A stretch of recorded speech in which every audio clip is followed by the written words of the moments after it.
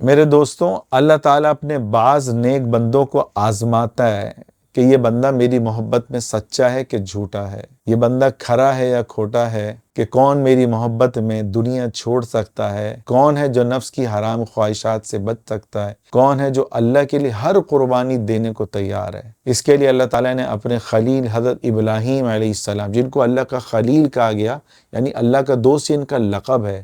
موسیٰ کلیم اللہ تھے، جب چاہتے اللہ سے کلام کر لیتے۔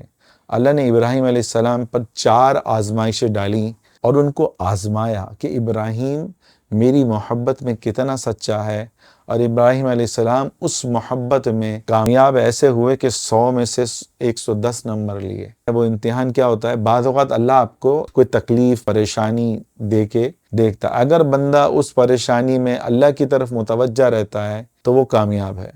بعض اوقات امتحان آپ کے درجات بلند کرنے کے لیے آتے ہیں، بعض اوقات امتحان آپ کے گناہ معاف کرنے کے لیے آتے ہیں، بعض اوقات امتحان آپ کے عذاب کے لیے آتے ہیں۔ امتحان کے لیے جس پہ آتے ہیں اور وہ اس پہ راضی رہا، اے اللہ میں آپ کے حکم پہ راضی ہوں، اللہ آپ نے جتنا دیا اتنی میری اوقات نہیں، آپ نے تو اوقات سے زیادہ دیا۔ اور اگر امتحان آیا، وہ بندہ لوگوں کی طرف متوجہ ہوا، لوگوں سے اللہ کی شکایت کر رہا ہے، تو سمجھ لیں یہ امتحان گناہ معاف کرنے کے لیے نہیں، درجات بلند کرنے کے لیے نہیں، یہ امتحان عذاب کے لیے۔ اب ابراہیم علیہ السلام کے جو 4 امتحانات تھے، پہلا امتحان وہ کیا ہوا؟ ابراہیم علیہ السلام نے اللہ کی محبت میں بتوں کو توڑا۔ ان کے والد جو ہے بتوں کو بناتے تھے، تو یہ دیکھتے رہے ساری زندگی کہ میرے والد خود بت بناتے ہیں، لوگ خریدتے ہیں اور پھر لوگ اس کی پوجا کرتے ہیں۔ اب بچپن سے ان کے دل میں اللہ کی محبت کی شمع روشن ہو چکی تھی۔ دیکھیں، ایک بات ذہن میں رکھیں، جس کے دل میں اللہ کی محبت کی شمع روشن ہو جاتی ہے نا، جس کا دل گناہوں کی گندگی سے پاک ہو جاتا ہے، اس کو قرآن کا اثر، حدیث کا اثر فوراً اس پہ ہوتا ہے، وہ فوراً عمل کرنے کی کوشش کرتا ہے۔ نماز کا وقت ہوگا، یہ ہو نہیں سکتا کہ وہ کاروبار میں لگا رہے۔ کوئی غریب آئے گا، اس سے مانگے گا، وہ دیکھے گا کہ ضرورت مند ہے، وہ فوراً کہے گا کہ میں آپ کو دیتا ہوں۔ اور اسی طرح تہجد کا پڑھنا اللہ سے تعلق کی علامت ہے، ذکر کی کثرت کرنا، گناہوں سے بچنا، یہ اللہ سے دوستی کی علامت ہے، دل کی صفائی کی علامت ہے۔ تو ابراہیم علیہ السلام کا دل اللہ کی محبت سے بھرا ہوا تھا۔ اب جب انہوں نے دیکھا کہ لوگ میرے والد سے ہی بت خریدتے ہیں اور پوجتے ہیں، اور محبوب حقیقی کو، میرے اللہ کو چھوڑ کر بتوں کے سامنے جھکتے ہیں، تو وہ تڑپ اٹھے کہ میرا رب ایک ہے، میرا خالق ایک ہے، پھر لوگ کسی اور سے کیوں مانگے، کسی اور کے در پر کیوں جائیں، کسی اور کے سامنے کیوں جھکیں۔ وہ کافروں کے درمیان، اس وقت کے جو زمانے کے کافر تھے، ان کو دعوت دینے لگے توحید کی، کہ ایک اللہ کی عبادت کرو، بت جو ہیں وہ مٹی کے بنے ہوئے ہیں، یہ تو مکھی کو بھی نہیں اڑا سکتے، تمہیں کیا دیں گے۔ پھر ایک دن ان کو غصہ آیا، قرآن بتاتا ہے، بہت لمبا واقعہ ہے، میں بہت شارٹ 4 چیزیں بتا رہا ہوں۔ تو انہوں نے سارے جو بت تھے نا وہ توڑ دیے، سارے بت توڑے، مگر جو سب سے بڑا بت تھا اس کو نہیں توڑا، اس کے کندھے پہ کلاڑا رکھ دیا۔ اب اس زمانے میں لوگ گئے ہوئے تھے ایک میلے سے واپس آئے، تو وہ سمجھ گئے کہ یہ حرکت ابراہیم کے سوا کوئی بھی نہیں کر سکتا۔ تو پھر لوگوں نے پوچھا، تو انہوں نے کہا کہ تم میرے رب کو چھوڑ کر بتوں سے مانگتے ہو، میرے سے برداشت نہیں ہو سکتا۔ تو انہوں نے کیا کیا؟ ابراہیم علیہ السلام کو عبرت کا نشان بنانے کے لیے مشورہ ہوا کہ ان کو آگ میں جلایا جائے، اور لکڑیاں اکٹھی کی گئیں اور ڈھیر لگتا چلا گیا۔ سارے جو قبیلے کے لوگ تھے سب لکڑیاں اکٹھے کرنے میں لگے، اور پھر اس ڈھیر میں ان کو لکڑیوں میں آگ لگائی گئی، اور پھر ان کو آگ میں منجنیق کے ذریعے شیطان آیا۔ اب وہ آگ اتنی تھی کہ اس کے قریب کون جائے، شیطان نے کہا اس طرح کر کے منجنیق بناؤ، اس میں ان کو جو ہے گولے کی جگہ ان کو بٹھایا، اور تفاسیر میں لکھا ہے کہ وہ اس آگ کے اندر گرے۔ اب جب ابراہیم علیہ السلام کو آگ میں ڈال دیا گیا تو وہ ایک ہی ورد کر رہے تھے، حسبنا اللہ ونعم الوکیل۔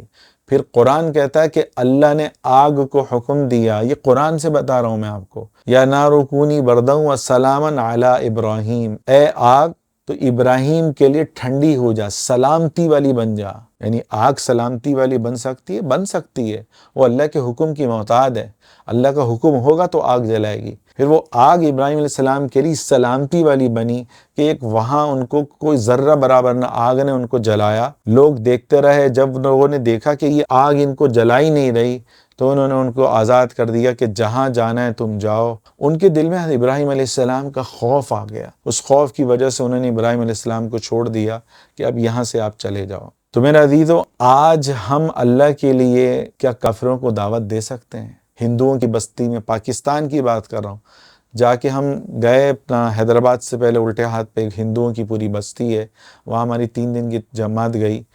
یقین کریں ہم حیران ہو گئے، 80% وہاں ہندو، بڑے بڑے ان کے چاول کے اور اس کے گودام، اور جو ہر دکان میں بت رکھا ہوا ہے۔ تو ہم کیا کر سکتے ہیں کہ اس وہاں جائیں اور لوگوں کو اللہ کی طرف بلائیں؟ سوچے کتنا ایمان ہوگا۔ میں پاکستان کی بات کر رہا ہوں، اور انڈیا میں کوئی یہ کرے وہ تو اور بڑی بات ہے۔ کافروں میں جا کے تبلیغ کریں، ہمارے اندر اتنی ہمت نہیں ہے۔ بھائی اللہ کی محبت میں کم از کم موبائل کے حرام گناہ تو ہم چھوڑ سکتے ہیں نا۔ ہم اللہ کے لیے آگ میں نہیں جل سکتے، کافروں کے درمیان جا کے تبلیغ نہیں کر سکتے، تو گناہ تو چھوڑ سکتے ہیں۔ حرام ریلیشن شپ، اس سے تو ہم بچ سکتے ہیں۔ ابراہیم علیہ السلام اللہ کی محبت میں آگ میں ڈال دیے گئے، اور ہم ایک گناہ نہیں چھوڑ سکتے۔ آج اللہ ہم سے آگ میں کودنے کا مطالبہ نہیں کر رہا، صرف گناہ چھوڑنے کا مطالبہ کر رہا ہے۔ اگر ہم نے گناہ نہیں چھوڑے تو ہمیں جہنم کی آگ جو اس دنیا سے 70 گنا زیادہ ہوگی، اس میں جلنا پڑے گا۔ تو کوشش کریں اللہ کا سچا اور پکا دوست بننے کی، نہ کہ اللہ کی نعمتیں کھائیں اور اسی کو ناراض کریں۔ اللہ نے ابراہیم علیہ السلام سے دوسرا امتحان لیا۔ پہلا تو آگ میں ڈالا، اب دوسرا امتحان کیا؟ یہ کہا کہ بیوی اور بچے کو، اماں ہاجرہ اور حضرت اسماعیل علیہ السلام کو، ننھے بچے، دودھ پیتے بچے، کہا کہ ان کو وادی ذی زرع میں آپ ڈالو، مکے کی ایسی وادی جہاں پانی کا وجود نہیں تھا اور پہاڑ تھے اور ریت ہی ریت تھی۔ وہاں ابراہیم علیہ السلام کو کہا جہاں اس وقت خانہ کعبہ بنا ہوا ہے، اس کے قریب چھوڑ کے آ گئے۔ بیوی نے پوچھا کہ اللہ کے حکم سے یہاں چھوڑا؟ تو وہاں کہاں اللہ کا حکم ہے؟ تو بیوی خاموش ہو گئی کہ میں راضی ہوں۔ اب ابراہیم علیہ السلام نے تو چھوڑ دیا اپنے بچے کو، چلے گئے واپس فلسطین کی طرف یا شام کی طرف۔ اب صحرا میں پانی نہیں، کھجور کے درخت نہیں، قبیلہ تک کوئی قریب آباد نہیں تھا۔ اب وہ بعد میں ان کی آبادی ہوئی جب انہوں نے زمزم کا پانی دیکھا۔ اب اماں ہاجرہ صفا مروہ کے درمیان دوڑتی رہیں پانی کے لیے، ایک ماں بے چین ہوتی ہے نا، ادھر سے ادھر وہ ہوتی رہیں۔ اب پھر اللہ نے ان کی قربانی پر وہاں زمزم کے چشمے کو جاری کیا۔ زمزم کا پانی کیسے جاری ہوا؟ اماں ہاجرہ نے 7 چکر لگائے، اپنے بیٹے کے پاس آئی جہاں اس وقت زمزم کا کنواں ہے، وہاں بیٹا لیٹا ہوا تھا۔ 2 روایتیں ملتی ہیں، اسماعیل علیہ السلام کے جو پیر زمین پر رگڑ رہے تھے اسی وقت وہاں سے جو ہے زمزم کا پانی جاری ہوا۔ ایک روایت میں جبرائیل امین نے پر مارا اس زمین پہ اور زمزم کا کنواں ابلنے لگا۔ تو جب وہ ابلتا باہر زیادہ آنے لگا تو اماں ہاجرہ نے کہا کہ زمزم رک جاؤ، تو وہ زمزم کا پانی رک گیا، اور پھر وہ زمزم کا پانی آج ہزاروں سال سے جاری اور ساری ہے۔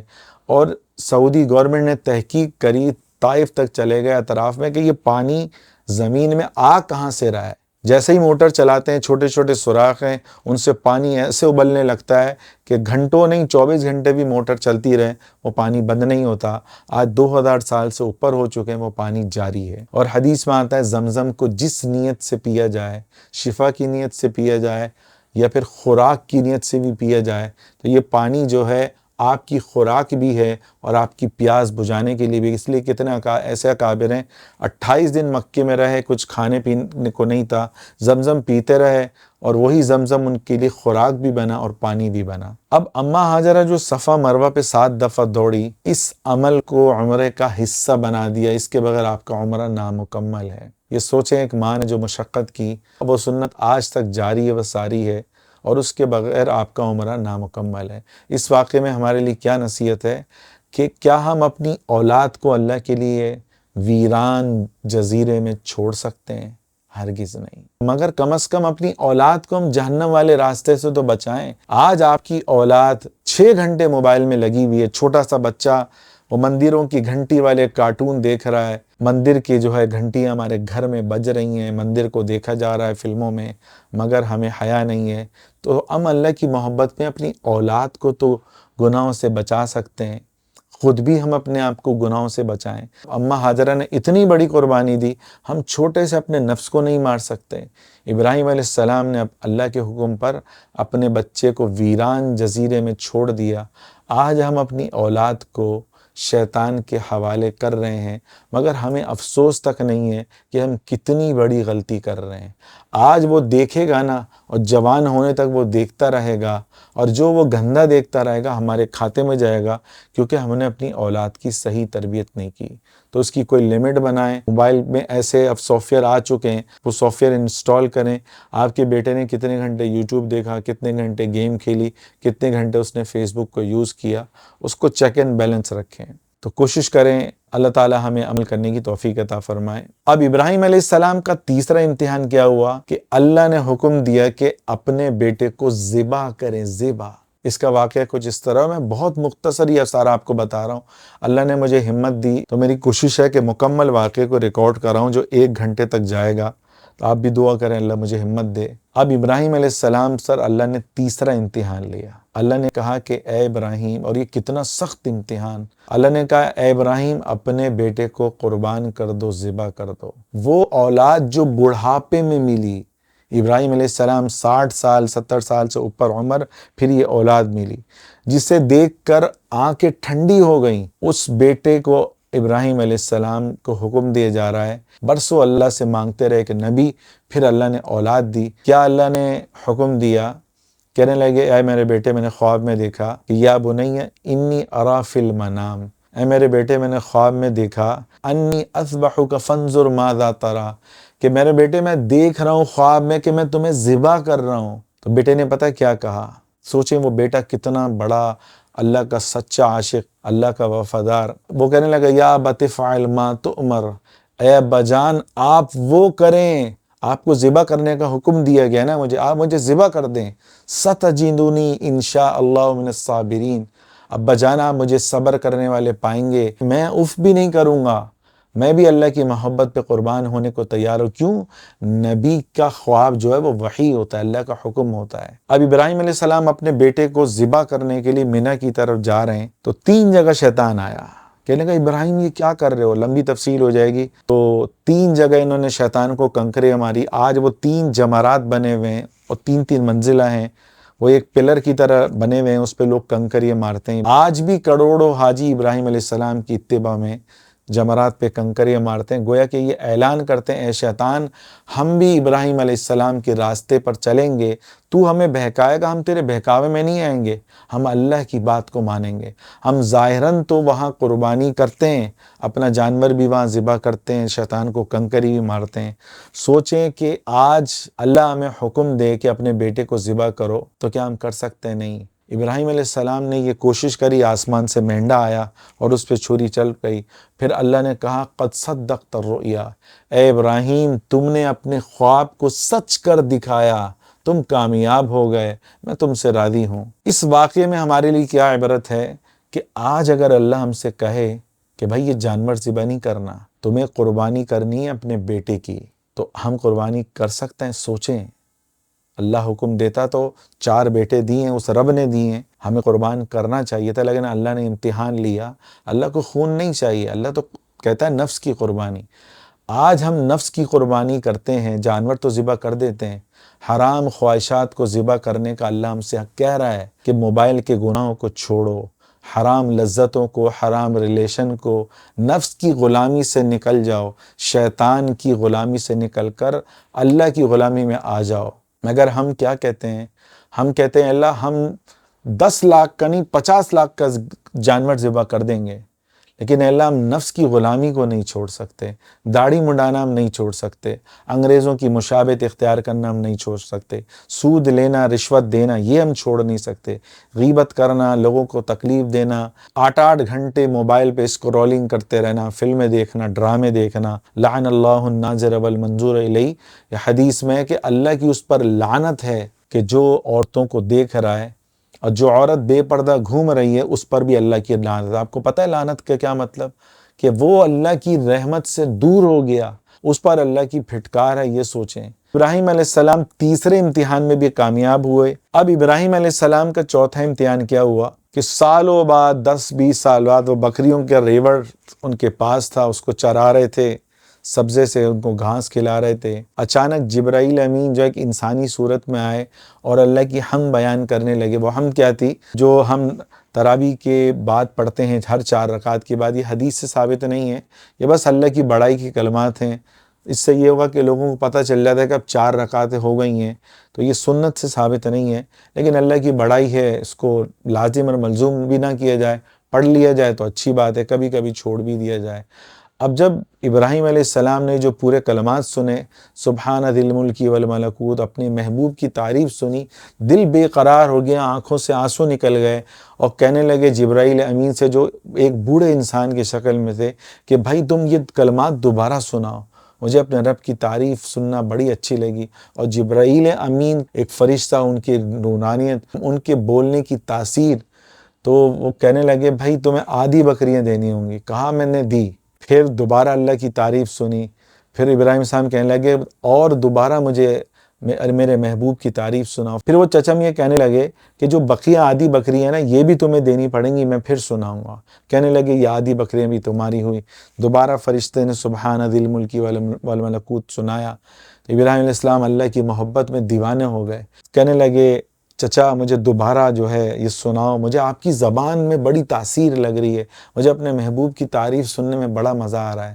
تو کہنے لگے تو تمہارے پاس تو کچھ نہیں بچا، اب کیا دو گے؟ کہا میں تمہارا غلام بنوں گا، ان بکریوں کو چراؤں گا۔ تو انہوں نے دوبارہ جبرائیل نے اللہ کی تعریف بیان کی، تو پھر جو ہے فرشتے نے کہا کہ ابراہیم مجھے اللہ نے امتحان کے لیے بھیجا تھا کہ تمہارے دل میں دنیا کی محبت زیادہ ہے، تم میری محبت میں بکریوں کو قربان کر سکتے ہو۔ ایک چرواہے کے پاس ایک چھوٹی سی جھونپڑی ہوتی ہے، اور بکریاں وہ اس کی کل کائنات ہوتی ہیں، جو اس کی سالوں کی محنت ہوتی ہے۔ کہا کہ ابراہیم تم اب امتحان میں کامیاب ہوئے، تمہارا امتحان لیا گیا تھا، یہ بکریاں یہ تمہاری ہوئیں۔ میرے عزیزوں، اس واقعے میں ہمارے لیے کیا عبرت ہے کہ کیا ہم اللہ کی محبت میں حرام چھوڑ سکتے ہیں؟ کیا ہم اللہ کی محبت میں گناہوں کو چھوڑ سکتے ہیں؟ آج اللہ کی محبت ہمارے دل سے اتنا نکل چکی ہے، اور دنیا کی محبت اس دل میں اتنی گھر چکی ہے، عورتوں کی محبت اتنی گھر چکی ہے، موبائل کی محبت اتنی آ چکی ہے، 8 گھنٹے ہم اسکرولنگ کر لیں گے، ڈرامے دیکھ لیں گے، فلمیں دیکھ لیں گے، کسی کا ریلیشن ہے تو وہ 3 گھنٹے ایک عورت سے بات کر لے گا، لیکن 10 منٹ نماز کے لیے نکالتے ہوئے اس کو موت آئے گی۔ تو میرے عزیزوں، ابراہیم علیہ السلام نے 4 امتحانات میں پاس ہوئے، تو سوچیں ہم اللہ کی محبت میں، اللہ ہمیں یہ نہیں کہہ رہا اپنی اولاد کو کسی وادی میں چھوڑ آؤ، اپنی اولاد کو ذبح کرو، اپنا سارا مال تم غریبوں کو دے دو، اللہ ہم سے یہ نہیں کہہ رہا۔ اللہ ہم سے یہ نہیں کہہ رہا جاؤ پاکستان میں بھی ہندو ہیں اور ان کے سامنے جا کے تم تبلیغ کرو، لوگ ماریں کریں، اللہ ہم سے یہ نہیں کہہ رہا۔ اللہ کہتا ہے تم میری محبت میں گناہوں کو چھوڑ دو۔ آج ہم سے یہ بھی نہیں ہوتا تو سمجھ لیں آج اللہ سے زیادہ ہمارے دل میں نفس اور شیطان کی محبت ہے۔ اسی لیے اللہ نے قرآن میں کہا افرأیت من اتخذ الہہ ہوا، اے میرے محبوب آپ نے ایسے لوگوں کو دیکھا جنہوں نے اپنے نفس کو معبود بنا لیا؟ کیا ہم ایسے تو نہیں ہیں کہ ہم نے نفس کو معبود بنا لیا ہو؟ اگر ایسا ہے تو ہمیں رونا چاہیے، اپنے گناہوں پہ استغفار کرنا چاہیے، خوب روئیں آج اللہ کے سامنے، اللہ مجھے معاف کر دے۔ حدیث میں آتا ہے جب بندہ ایک دفعہ کہتا ہے نا اللہ معاف کر دے، اور ندامت کے ساتھ کہتا ہے، حدیث میں آتا ہے الندم توبۃ، توبہ ندامت کا نام ہے، اللہ کی قسم، اللہ کی قسم، اللہ اس کے سارے پچھلے گناہ معاف کر دیتا ہے۔ تو آج سے ہم ایک اپنی نئی زندگی شروع کریں، گناہوں پر سچی توبہ کریں، کوشش کر لیں اس واقعے کو زیادہ سے زیادہ لوگوں تک پھیلائیں۔ اگر اس واقعے کو سن کر کسی ایک بندے کے دل میں اللہ کی محبت کی شمع روشن ہو گئی، اس نے توبہ کر لی، وہ جتنی عبادت کرے گا اللہ آپ سے راضی ہوگا۔ شیطان مٹی ڈال رہا ہوگا کہ میری 50 سال کی محنت ضائع ہو گئی۔ آپ چاہتے ہیں کہ آپ کا رب آپ سے خوش ہو اور شیطان شرمندہ ہو، ذلیل و رسوا ہو، اور آپ چاہتے ہیں کہ قیامت کے دن کئی 100 لوگوں کی نیکیاں آپ کے کھاتے میں لکھی جائیں۔ اس ویڈیو کو زیادہ سے زیادہ پھیلائیں، کیا پتہ یہ ویڈیو کسی ایک بندے کی ہدایت کا ذریعہ بن جائے۔ اللہ تعالی ہمیں عمل کرنے کی توفیق عطا فرمائے۔